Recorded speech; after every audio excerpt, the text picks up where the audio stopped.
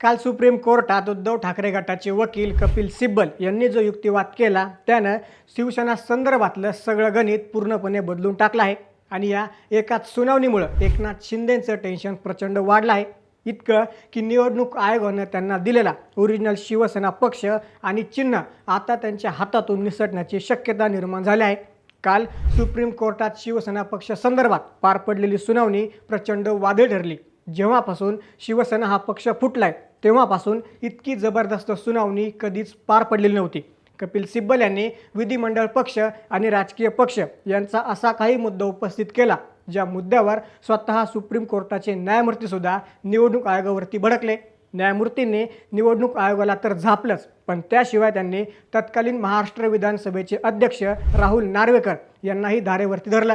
कालच्या सुनावणीत साधारण सगळ्याच गोष्टी उपमुख्यमंत्री एकनाथ शिंदे गटाच्या विरोधात गेलेल्या दिसल्या।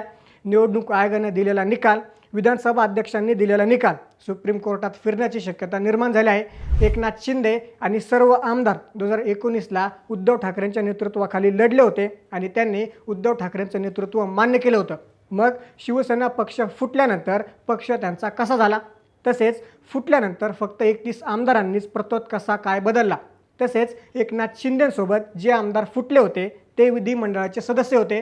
मग शिवसेना या राजकीय पक्षाचं चिन्ह या फुटीर गटाला कसं काय मिळालं, विधिमंडळात बहुमत आहे म्हणून त्यांना राजकीय पक्ष कसा काय मिळाला, हे असल्या मुद्द्यांमुळे एकनाथ शिंदे गटाला जोरदार दणका मिळाला। त्यामुळे निवडणूक आयोगाने एकनाथ शिंदेंना दिलेला पक्ष आणि चिन्ह सुप्रीम कोर्ट उद्धव ठाकरेंना देणार की काय अशा चर्चा संपूर्ण देशामध्ये सुरू झाल्यात। नक्की काय घडलं सुनावणीत, असे कोणते मुद्दे आहेत ज्यामुळे एकनाथ शिंदेंच्या हातून शिवसेना निसटण्याची शक्यता निर्माण झाली आहे। सुप्रीम कोर्ट एकनाथ शिंदेंना सर्वोच्च दणका देऊ शकतं का, जाणून घेऊया या व्हिडिओच्या माध्यमातून।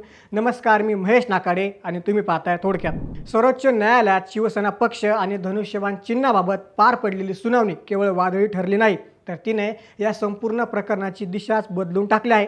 कपिल सिब्बल यांनी उपस्थित केलेले कायदेशीर आणि घटनात्मक मुद्दे इतके वजनदार होते की त्यामुळे एकनाथ शिंदे आणि त्यांच्या गटाच्या पायाखालची वाळू सरकली आहे। या सुनावणी दरम्यान सुप्रीम कोर्टाच्या 3 न्यायाधीशांच्या खंडपीठानं, ज्याचं नेतृत्व सरळ न्यायाधीश सूर्यकांत करत होते, अत्यंत महत्त्वाची निरीक्षणं नोंदवली। या निरीक्षणांमुळे निवडणूक आयोगाचा निकाल आणि तत्कालीन विधानसभा अध्यक्ष राहुल नार्वेकर यांनी दिलेला निर्णय हे दोन्ही कायदेशीरदृष्ट्या किती फोल होते हे कपिल सिब्बल यांनी उघडं पाडलं। उद्धव ठाकरे गटाच्या युक्तिवादाचा सर्वात मुख्य आणि प्रभावी मुद्दा होता विधिमंडळ पक्ष आणि मूळ राजकीय पक्ष यांमधील फरक। कपिल सिब्बल यांनी न्यायालयात अतिशय स्पष्ट शब्दामध्ये पटवून दिलं की निवडून आलेले काही आमदार किंवा खासदार म्हणजे संपूर्ण राजकीय पक्ष नव्हे। आमदार हे पक्षाचे केवळ विधिमंडळातील प्रतिनिधी असतात, ते मूळ राजकीय पक्षाची मालकी घेऊ शकत नाहीत। 2019च्या विधानसभा निवडणुकीत एकनाथ शिंदे यांच्यासह सर्व आमदारांनी उद्धव ठाकरे यांच्या नेतृत्वाखाली आणि शिवसेनेच्या चिन्हावर निवडणूक लढवली होती। मतदारांनी उद्धव ठाकरेंच्या नेतृत्वाला कौल दिला होता। त्यानंतर काही आमदारांनी बंडखोरी केली आणि गुवाहाटी गाठलं, म्हणून त्यांना मूळ पक्षावरती दावा सांगण्याचा कोणताही घटनात्मक अधिकार उरत नाही। अवघ्या 31 आमदारांनी एकत्र येऊन केलेला ठराव हा संपूर्ण पक्षाचा ठराव कसा असू शकतो, असा रोखठोक सवाल ठाकरे गटाचे वकील सिब्बल यांनी केला। या सुनावणीत कपिल सिब्बल यांनी निवडणूक आयोगाच्या भूमिकेवर गंभीर प्रश्न उपस्थित केले। पक्षाची घटना वैध आहे की नाही हे ठरवण्याचा अधिकार निवडणूक आयोगाला मुळीच नाही, तरीही आयोगानं शिवसेनेच्या 2013 आणि 2018च्या घटना दुरुस्तीकडे जाणीवपूर्वक दुर्लक्ष केलं। उद्धव ठाकरे गटातर्फे असं स्पष्ट करण्यात आलं की बाळासाहेब ठाकरेनंतर उद्धव ठाकरे यांची बिनविरोध पक्षप्रमुख म्हणून निवड झाली होती आणि त्यांनीच एकनाथ शिंदे यांची पक्षाचे नेता म्हणून नियुक्ती केली होती। 2019 ते 2022 या काळात शिंदे हे उद्धव ठाकरेंच्या मंत्रिमंडळामध्ये मंत्री होते। तोपर्यंत त्यांनी पक्षाच्या घटनेला कोणतंही आव्हान दिलं नव्हतं। मग अचानक फुटीनंतर निवडणूक आयोगाला आमदारांच्या बहुमताचा एकमेव निकष लावून पक्षाचं नाव आणि चिन्ह शिंदे गटाला बहाल करणं हे पूर्णपणे बेकायदेशीर आणि लोकशाहीची थट्टा उडवणार आहे। सुप्रीम कोर्टाच्या खंडपीठानेही या मुद्द्याची अत्यंत गंभीर दखल घेतली। सरन्यायाधीश सूर्यकांत यांनी स्पष्ट शब्दामध्ये विचारलं की निवडणूक चिन्ह हे मूळ राजकीय पक्षाचं असतं की विधिमंडळ गटाच्या नेत्याचं किंवा आमदारांचं। यावर कपिल सिब्बल यांनी ठाम उत्तर दिलं की चिन्ह नेहमीच हे राजकीय पक्षाचं असतं। पक्षाच्या अधिकृत एबी फॉर्मशिवाय कोणीही निवडणूक लढवू शकत नाही। आमदारांच्या एका गटानं मूळ पक्षाचा अधिकार नाकारणं, बैठकीला अनुपस्थित राहणं आणि दुसऱ्या पक्षाच्या पाठिंब्यानं सरकार स्थापन करणं ही उघडपणे पक्षविरोधी कारवाई आहे। 10व्या अनुसूचीनुसार म्हणजेच पक्षांतर्गत बंदी कायद्यानुसार हे सर्व आमदार आपोआप अपात्र ठरतात। विधानसभा अध्यक्ष राहुल नार्वेकर यांच्या निर्णयावरही कपिल सिब्बल यांनी जोरदार हल्लाबोल केला। नवीन अध्यक्ष म्हणून पदभार स्वीकारताच राहुल नार्वेकर यांनी अत्यंत घाईघाईने एकनाथ शिंदे यांना गटनेता आणि भरत गोगावले यांना प्रतोद म्हणून मान्यता दिली। ही संपूर्ण प्रक्रिया कायदेशीर नियमांना धाब्यावर बसवून करण्यात आली होती। 2023 मध्ये सर्वोच्च न्यायालयाच्या घटनापीठानं सुभाष देसाई प्रकरणात स्पष्ट केलं होतं की विधिमंडळ पक्षाचा एक गट परस्पर प्रतोद किंवा गटनेता बदलू शकत नाही। अध्यक्षांनी अशा बेकायदेशीर बदलांना दिलेली मान्यता ही संविधानाच्या चिंधड्या उडवणारी होती। लवाद म्हणून अध्यक्षांनी योग्य वेळेत निर्णय न घेतल्यामुळे एका बेकायदेशीर पायावर उभारलेल्या सरकारनं आपला कार्यकाळ पूर्ण केला। ही लोकशाहीसाठी अत्यंत खेदजनक बाब आहे। कपिल सिब्बल यांनी सुनावणी दरम्यान देशातील राजकीय परिस्थितीचा अत्यंत महत्त्वाचा मुद्दा मांडला।